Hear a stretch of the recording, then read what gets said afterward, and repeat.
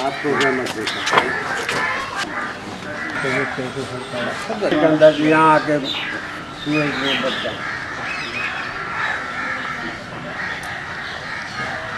first class improvement माशाल्लाह बहुत की वजह से ये और किला क्या हाल है दुनिया का में इसीलिए कराची की दुनिया का हाल हुआ तो यही आपसे जाएगा सुनना कि सियासत क्या कहा है बड़े घर जा रही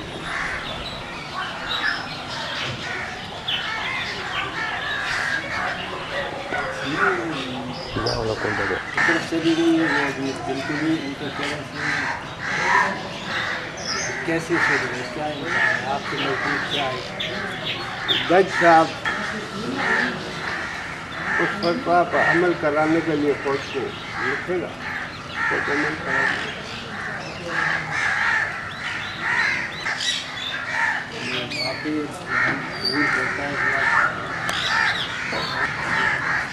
वो जब डायरेक्ट नहीं आएगी कोर्ट के थ्रू आएगी फैसला तो सूरत अगर जज फैसला न दिया फिर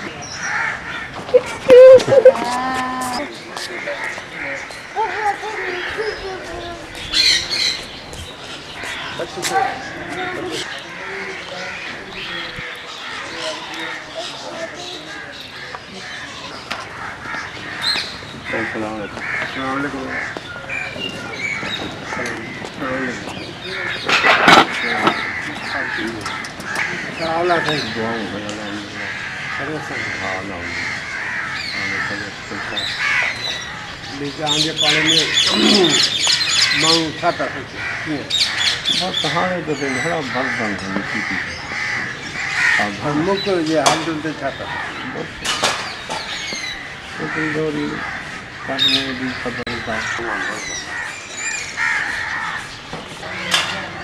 क्या खबर है बाबा का खबर है दाऊला जी न से हुकूम का पास है मुझे अर्ज करें आया ये मुझे बड़ी फोटो है नौकरी हिन महिल न नौकरी ॿिनि टिनि महीननि खां पोइ जॾहिं फेरो ईंदो माना तव्हांजे ज़हन में त हुजे हे MA लास्ट ईयर अथव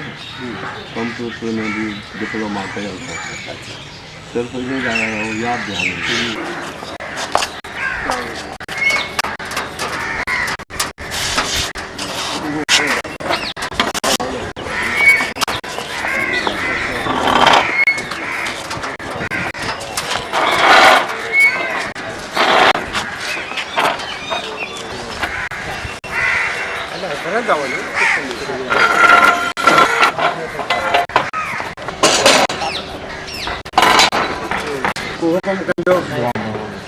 बस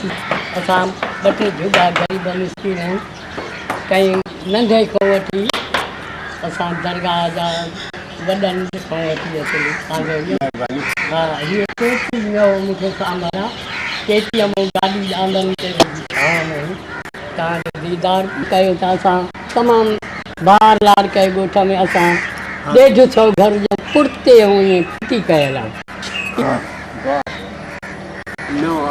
लगा पिया अच्छे जी में वधीक आहे हिन वक़्तु माण्हू मौजूदा गवर्नमेंट जे मुताबिक़ नाकाम हुई आहे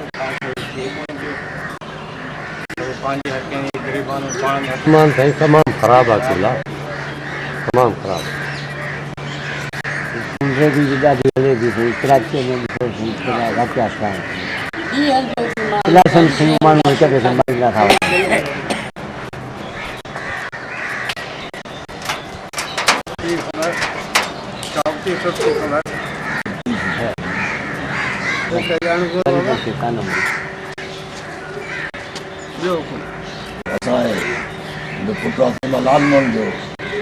लालमोहन पवार जो पुटु आहे नंढड़ा हूंदा हाणे पास कई आहे हक़ में दुआ घुरो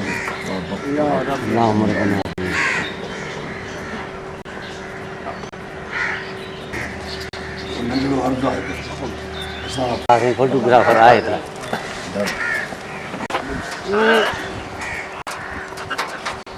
बटनी ते नजर अचे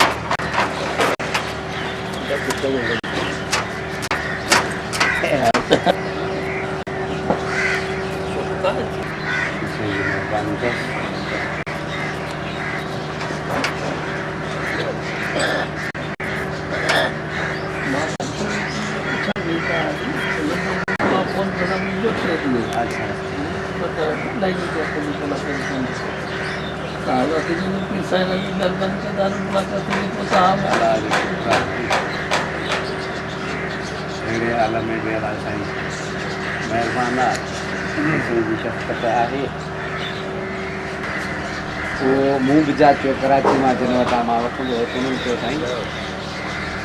इहे हाणे न ठहंदा